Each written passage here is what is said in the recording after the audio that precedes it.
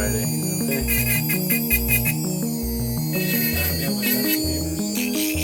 I'm a natural. You have me talking on this thing for 10 hours.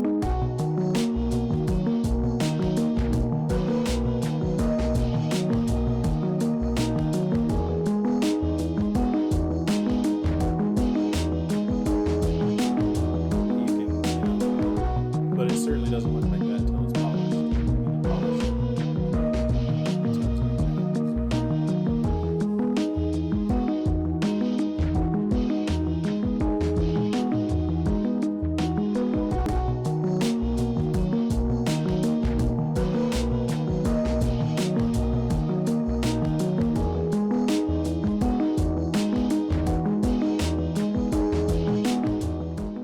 My name's Phil Nebeker. I work for Utah Valley Dental Lab. I'm a cosmetic ceramist here, and I've been doing this for about 17 years.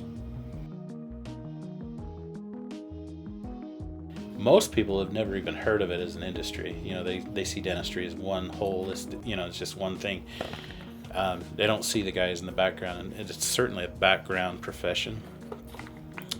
But half the time when people go to my Instagram page, if they're a patient looking for a cosmetic smile, they don't know the difference between a cosmetic technician and a ceramist.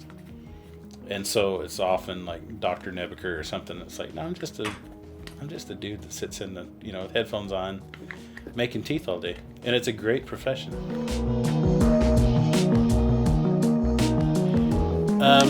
I was always interested in dentistry, but I was just a terrible student, so I knew dental school wasn't going to be for me. And there was a guy that was the dental technician kind of for everybody. I grew up in a small town, and there were a bunch of small towns. There's one main guy that was doing most of the dental technology for all of those places. I thought, well, that seems like a pretty good living, I tried to be an artist for a while, and the highs and lows of that was kind of distracting. I did a monument for the Navy, and I thought that was going to be like the thing I was going to do for a while. But that's how art is. It's like you do one big thing and you think, well, tomorrow I'm going to do another big thing, and but it's just not like that. I just wanted to do something that was consistent with what I like to do, that was a steady paycheck every couple of weeks. I feel like what we do here is so artsy that when I get home, it's not what I want to do anymore. So there's part of the process where it goes from being art to being something biological, like it becomes something that grew. And so our goal is to try to get to that point where everything looks like an actual tooth. We have the option to do digital or hand waxing here. I prefer the hand-done approach. For me, it feels more artistic, and I'm kind of an artist at heart. So we take what the dentist gives us, which are the impressions. We pour up model work and get it to the point where we can actually start to design artistically the teeth in the mouth. And my goal is to take something that is waxed, it's pressed in ceramics, so we've got porcelain here. My job is to take this and turn it from something that's been manufactured into something biological looking. So it's going to get cut back, it's going to get contoured. Symmetry is a big thing. Function is a huge part of what we do. So we try to mimic nature, but we also try to perfect it and make it function for years and years to come. So on a case like this one, the 10-unit case, we'll take it and contour it. We look at photos of the patient. We go through lab notes. Doctors send us their preferences. They want to tell us the length, the color, shading. The patient usually has quite a bit of input there in making sure that it's what they're looking for.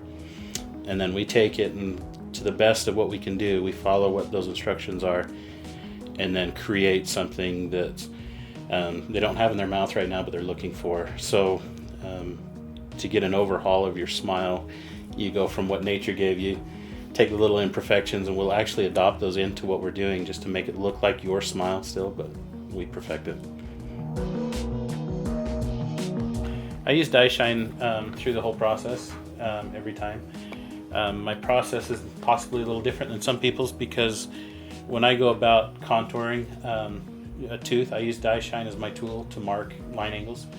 I use DiaShine to polish the tooth, especially the highs and the lows, to get them to reflect a certain way. and I can't see some of that unless I actually get it polished. So one of the interesting things I think people would find with the way I do things is I contour the tooth, and then I'll mechanically polish it, and then I check, symmetry and all that kind of the intricate details, and then I'll polish some more if I have any changes to make.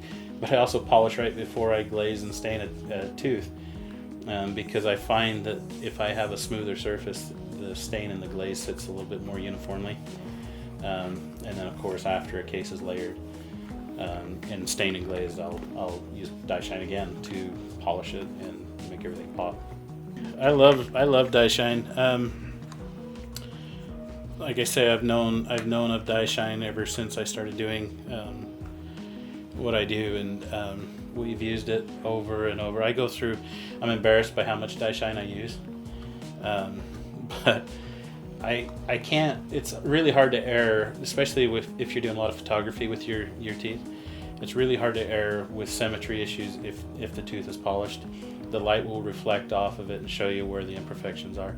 I'm always amazed by what a photograph can teach you, and DiaShine is such a great tool for that. I can't tell you how many times I've polished a tooth and seen something I couldn't have seen otherwise that I was able to fix, and then just go back and repolish it. So DiaShine's just an incredible product, and it's not just an incredible product, but if they change something, they let you know that they've changed something. I've had interactions with them for years. If I have a question about how to use it, I can call and figure out how to use it properly. But it's a very simple polishing paste to use. It doesn't heat up. It's a simple mechanical polishing paste. So I can take anything that hasn't been glazed and polish it, or I can glaze something and polish it, or I can glaze it, polish it, and then add more texture and go back and polish it. It gives, for me, it's an extra tool where I can't control all of the shades that I'm given, but I can control light and the refraction of light using a polishing paste. I'll even polish cases that I've cut back before I layer them, just to make sure I'm in the right place. Glaze it. I get a more even staining if I polish them first. So I'll do my staining and glazing with a polished surface, bake it, and then layer it.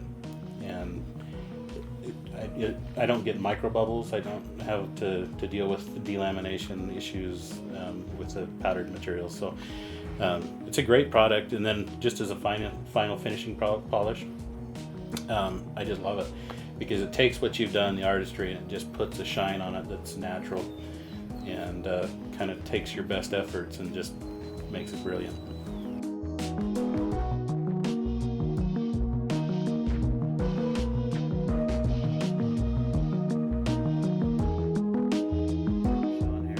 I use it throughout because I don't know if it's the blind part, but I really lean on it. I can see so much more with that.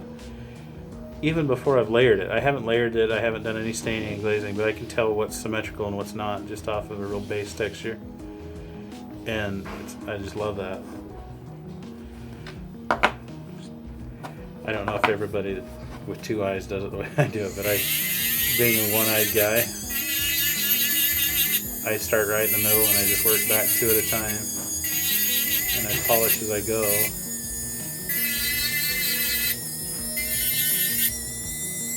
And the way I see it is it kind of looks like teeth before I ever get to the fun part, the glazing and all the artistry side.